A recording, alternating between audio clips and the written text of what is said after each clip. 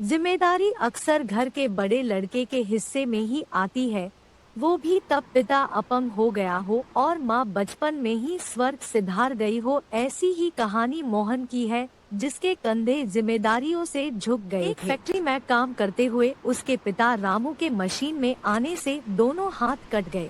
मोहन था तो अभी बच्चा ही, वह सिर्फ 14 साल का था और उससे भी छोटी थी मोहन की बहन रेखा। मोहन और रेखा दोनों जल्दी जल्दी काम करके स्कूल को निकल जाते। पापा जी 6 महीने हो गए स्कूल की फीस नहीं गई। मास्टर जी कह रहे थे कि इस महीने फीस जमा नहीं की तो स्कूल से नाम काट दिया जाएगा। रामू बहुत परेशान था, कहाँ से लाए वो पैसा। काफी जगह काम ढूंढने की कोशिश भी की, लेकिन हाथ ना होने की वजह से किसी ने काम ही नहीं दिया। रामू पूरे दिन इधर उधर भटकता रहता, लेकिन कहीं से भी पैसों का इंतजाम नहीं हुआ। अब तो लोग रामू को भिखारी समझकर भीख देने लगे, जिससे वह अपने बच्चों का खाने का इंतजाम कर लेता। बेटा मोहन कहाँ गया था? पापा मैं बाहर रिमोट कंट्रोल एरोप्लेन बना रहा था। पापा चलो मैं आपको अपना एरोप्लेन उड़ाकर दिखाता हूँ। पापा देखना मैं बड़े होकर इंजीनियर बनूंगा। बेटा ऐसे सपने मत देख जो पूरे ना हो सके। आज मेरे हाथ ना कटे होते तो मैं कुछ भी करके तेरे सपने पूरे जरूर कर देता। पापा जी आप चिंता मत करो, एक दिन सब ठीक हो जाएगा। रामू अपने बच्चों की आंखों में सपनों की उड़ान देख रहा था, लेकिन वह ये भी जानता था कि उनके सपने कभी पूरे नहीं हो सकते। है भगवान, ये मेरे बच्चों के सपने कभी पूरे भी हो पाएंगे। अगले महीने बच्चों का स्कूल से नाम कट गया। अरे तुम दोनों क्यों रो रहे हो मोहन? पापा जी मास्टर जी ने हम दोनों का नाम काट कर हम दोनों को स्कूल से निकाल दिया।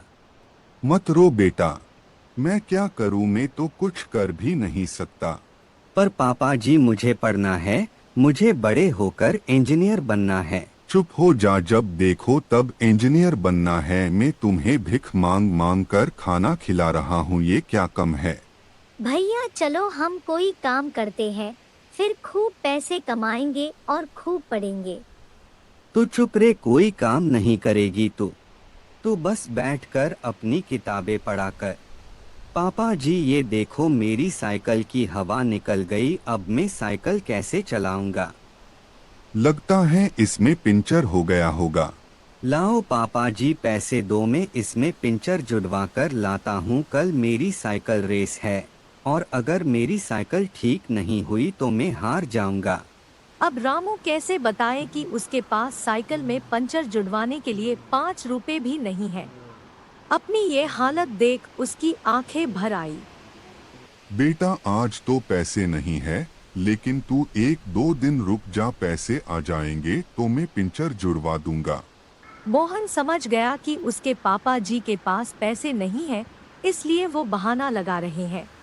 भैया आपको पता नहीं है पापा जी के पास पैसे नहीं है, आज तो सब्जी वाला भी उधार देने से मना करके चला गया।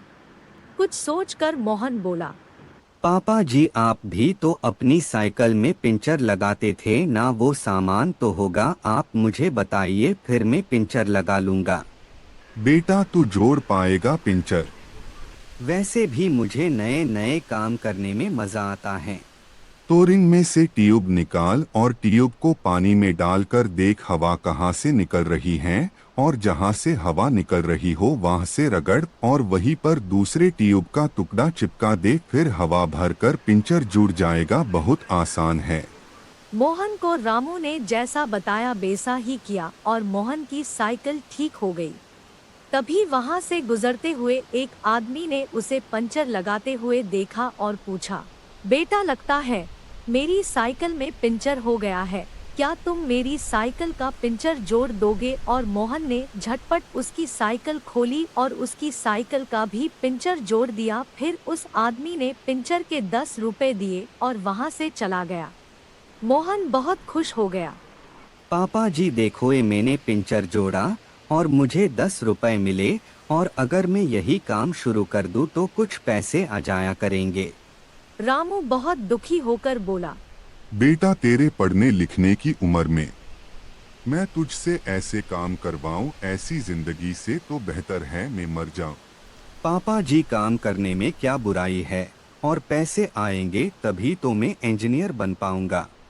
छोटी सी उम्र में मोहन साइकिल मैकेनिक बन गया, लेकिन अभी इंजीनियर बनना बाकी था और बिना पढ़े बिना पैसे उसके सपनों के सामने चुनौती थी। मोहन ने कुछ सामान इकट्ठा करके साइकिल पंचर का काम खोल लिया।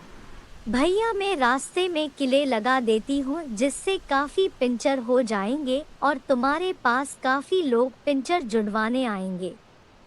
नहीं बहन, कभी भी पैसे के लिए कोई गलत काम नहीं करना चाहिए।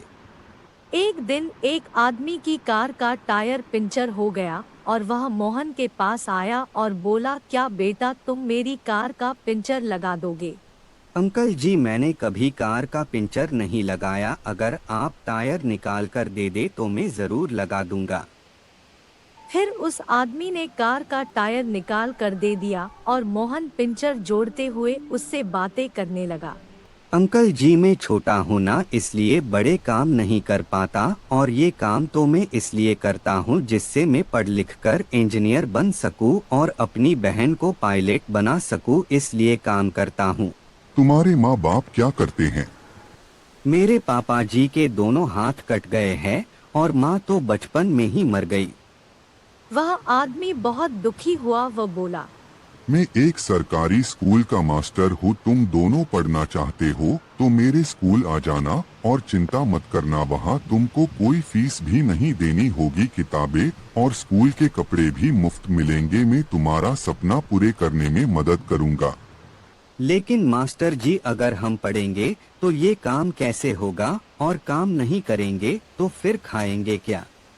तुम दोपहर तक पढ़ना और दोपहर बाद ये काम कर लिया करना, जिससे तुम्हारी पढ़ाई भी पूरी हो जाएगी और तुम्हारा काम भी हो जाया करेगा। मोहन बहुत खुश हो गया। उसके लिए तो मानो जैसे कोई फरिश्ता आ गया हो। और फिर मास्टर जी ने उसे 100 रुपए दिया और कल स्कूल में आने की कह कर चले गए। अगले दिन रामू बच्चों के साथ स्कूल के मास्टर जी से मिला और मास्टर जी ने उनका दाखिला ले लिया। अब मोहन और रेखा मन लगा कर पढ़ते और दोपहर बाद मोहन पंचर लगाता। अब वह धीरे धीरे साइकिल ठीक करना भी सीख गया था, जिससे उनकी पढ़ाई और खाने का खर्चा आराम से निकल जाता। वक्त गुजरता गया और मोहन ने 12वीं क्लास प्रथम श्रेणी से पास की। उसके बाद मोहन ने आगे की पढ़ाई पूरी की और एक दिन उसने वह कर दिखाया जो उसने सोचा था। रामू खुश होकर बोला, बेटा आज तूने मेरा सिर फकर से ऊंचा कर दिया है, किसी को यकीन ही नहीं हो रहा कि दिन रात पंचर लगाने वाला लड़का इंजीनियर बन गया है। पापा जी अभी मेरा सपना जब पूरा होगा, जब रेखा भी पायलट बन जाएगी। अब तो रेखा भी पायलट बन गई। देखा पापा जी मेरे सपनों की उड़ान। सपने पैसों से नहीं हिम्मत से देखे जाते हैं। आज मेरे सपनों की उड़ान ने मुझे इंजीनियर बना दिया है।